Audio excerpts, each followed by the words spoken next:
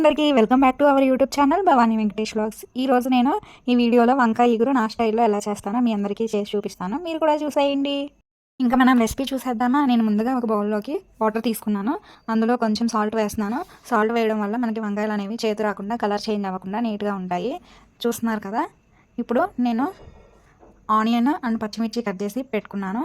కరివేపాకు కూడా వాష్ చేసి పెట్టుకున్నాను. ఇప్పుడు స్టవ్ ఆన్ చేసి ప్యాన్ పెట్టేసుకున్నాము. ప్యాన్ హీట్ ఎక్కిన తర్వాత నేను ఇక్కడ 2 టేబుల్ స్పూన్స్ ఆయిల్ వేస్తున్నాను. ఆయిల్ కూడా హీట్ ఎక్కిన తర్వాత ఒక 1/2 టేబుల్ స్పూను తాలింపు దినుసులు వేస్తున్నాను.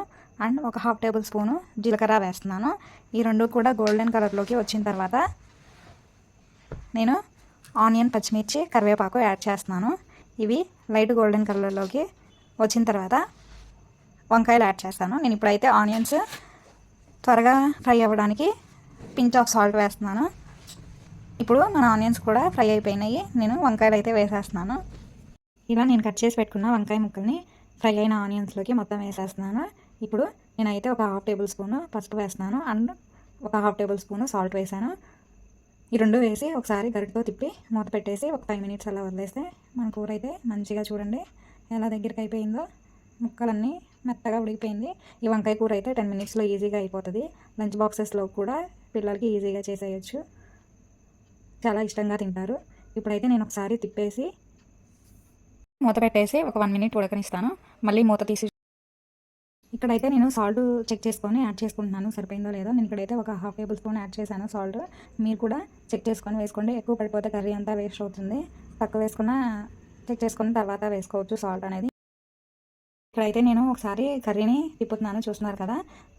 గరిటతో ఇట్లా కలుపుతుంటేనే మనకి ముక్క అనేది మెత్తగా స్మాష్ అయిపోతుంది. నేను ఇక్కడ కారం 1.5 స్పూన్ వేస్తున్నాను. మీరు కారం సరిపడినంత వేసుకోండి. అంటే కొంతమంది కారం తక్కువ తింటారు, కొంతమంది ఎక్కువ తింటారు కదా.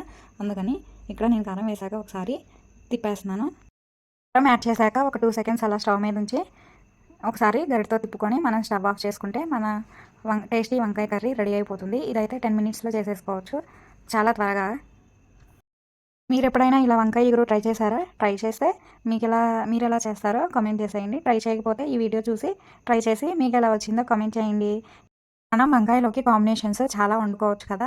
కానీ ఇలా ఒకసారి వంకాయ ఇగురు ట్రై చేస్తే చాలా టేస్ట్ బాగుంటుంది. చూస్తున్నారు కదా, చాలా దగ్గరగా అయిపోయి కర్రీ అయితే బాగుంది. వంకాయ ఇగురు చపాతీలోకైనా రైస్లోకైనా బెస్ట్ కాంబినేషన్ అని చెప్పొచ్చు. ఇంకా నేను ఇప్పుడు దీన్ని అయితే ఒక బౌల్లోకి ట్రాన్స్ఫర్ చేసేసుకుంటున్నాను. చూస్తున్నారు కదా, చాలా బాగుంది. ఎమ్మీగా టేస్ట్ కూడా అంతే బాగుంటుంది.